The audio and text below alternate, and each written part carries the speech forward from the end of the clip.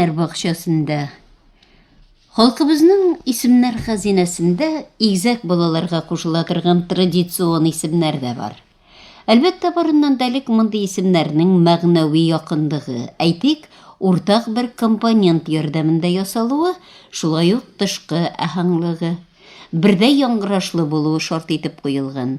Әгәр игезәкләрнең берсе ир, берсе кыз була калса, еш кына ир баланың исемен хатын-кыз җенесен белдерә торган А, Ә, Ия кушымчалары ялгап, кыз балага да биргәннәр. Мәсәлән, Рәшид, Рәшидә, Халид, Халидә, Фәрид, Фәридә һәм башкалар. Игезәкләр икесе дә ир бала булса, аларга бик күп очракларда Хәсән һәм Хөсәен исемнәрен кушканнар. Хәсән чибәр, матур. Хөсәен ике матурның берсе дигән мәгънәне аңлата. Шуның шикелле үк ике кыз бала туганда Сәгъдә бәхетле һәм Сәгүдә ике бәхетленең берсе исемнәре еш кушыла торган булган. Хәзер телгә алынган исемнәр барысы да безгә гарәпләрдән кергәннәр. Төрки татарларның үз исемнәренә килсәк, мондый очракларда элек игез һәм иш компонентлары кергән исемнәр кулланылган булуын әйтергә мөмкин.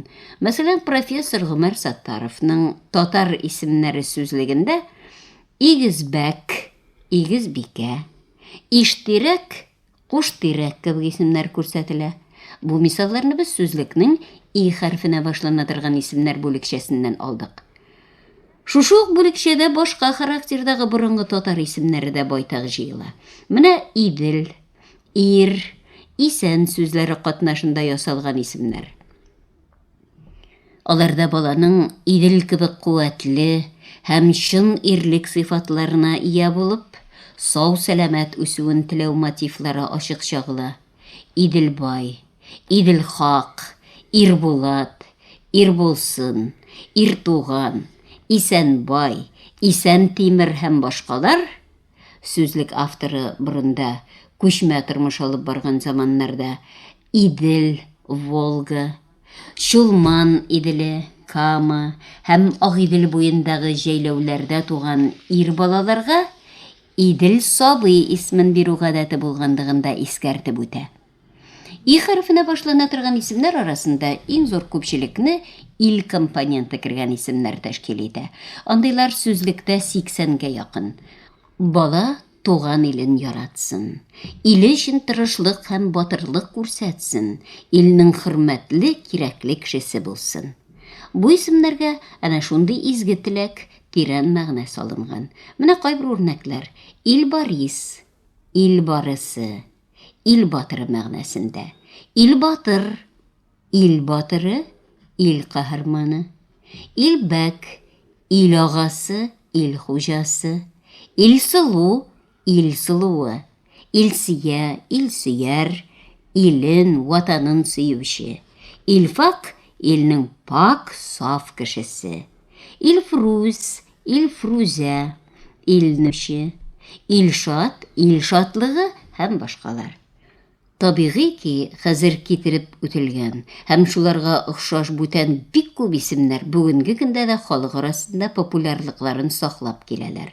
Шуның белән бергә ил компоненты ярдәмендә яңадан яңа исемнәр ясала тора.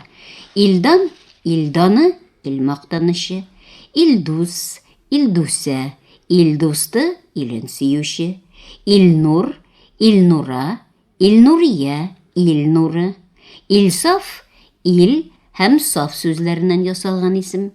Илтезәр, ил һәм түзәр сүзләреннән ясалган исем.